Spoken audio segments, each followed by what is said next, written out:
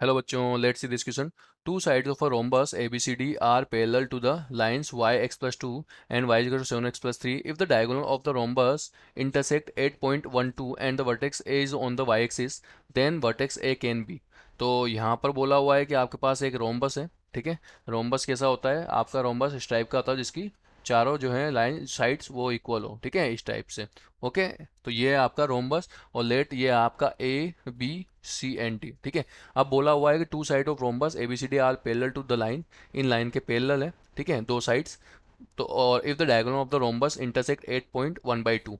तो जैसे मान लो कि ये आपकी ये डायगोनल होगी और ये इंटरसेक्ट करी इस पॉइंट पे और इसके जो वो कोऑर्डिनेट है 1/2 है, 1 और 2 है. And the vertex A is on the Y axis और ये वाई एक्सिस पर है. Then vertex A can be. तो अब ए कैन बी क्या होगा? तो यहाँ पर देखते हैं अपन कोऑर्डिनेट क्या होंगे इसके. तो लेट अपन मानते हैं कि लेट वर्टेक्स माने आपने 0 एंड ए. ठीक है. भाई आपका वाई एक्सिस पे 0 x तो 0 होगा और इसको ए मान लिया आपने. ठीक है. और तो इस तरीके से और आपका जो पॉइंट है इंटरसेक्टिंग पॉइंट इंटरसेक्ट कहाँ कर रहा है? वो आपका 1 और 2 पर. ठीक है, यहाँ पर कर रहा है. तो diagonal will be parallel to angle bisector. ठीक है, तो यहाँ पे लिखता हूँ मैं कि आपकी जो डायगोनल है, diagonal will be parallel to the angle bisector. Angle bisector के पैरेलल होंगे. ठीक है. Of given side, of given side. ठीक है, तो इससे क्या हो जाएगा? आप यहाँ पे लिखोगे x - y + 2 अपॉन √2 एंड इजगस 2. और यहाँ पे लिखेंगे अपन क्या?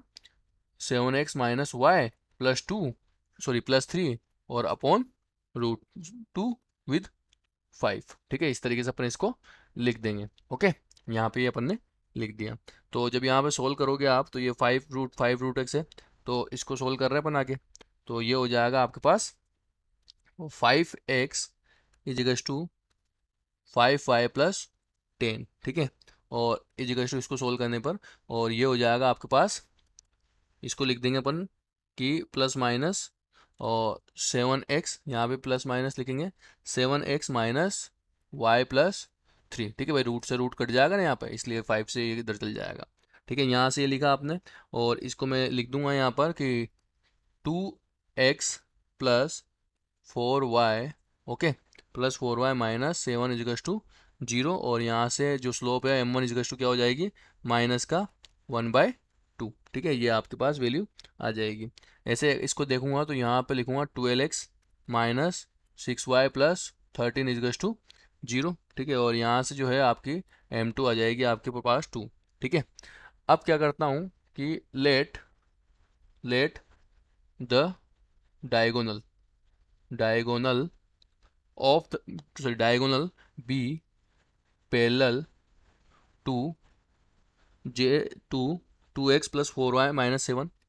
2x + 4y - 7 = 0 मान लो इसके पैरेलल है. ठीक है. एंड डायगोनल ठीक है बी पैरेलल टू और इसके भी पैरेलल मान लेते हैं कि 12x - 6y + 13. ठीक है, इसके पैरेलल है. ठीक है, = 0. तो यहाँ पे जो स्लोप होगा, स्लोप ऑफ AP, ये P पॉइंट है, इसका स्लोप जो है AP वो क्या हो जाएगा? इन आइदर या तो 1/2 होगा माइनस का. ठीक है, या फिर और 2 होगा. ठीक है.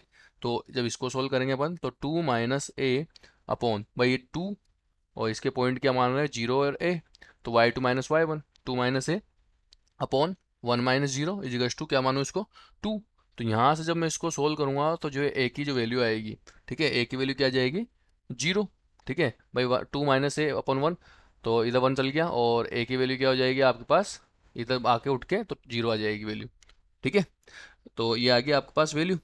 और अगर मान लो कि लेट सपोर्ट 2 - a अपॉन 1 - 0 और इजिकल में क्या रखते हो आप? यहाँ 2 रखिए, माइनस का 1/2 रखते हो, 1/2. ठीक है, तो माइनस का ये इसको जब सोल्व करोगे आप तो जो a की वैल्यू आएगी वो आ जाएगी 5/2. ठीक है, तो यहाँ से कोऑर्डिनेट क्या क्या बनेंगे? या तो कोऑर्डिनेट बनेगा 0 0 या फिर बनेगा कोऑर्डिनेट 0 एंड 5/2. ठीक है, तो ये आपके पास कोऑर्डिनेट बनेंगे. तो ये और ये वाला। ओके, तो final answer is this. Best of luck.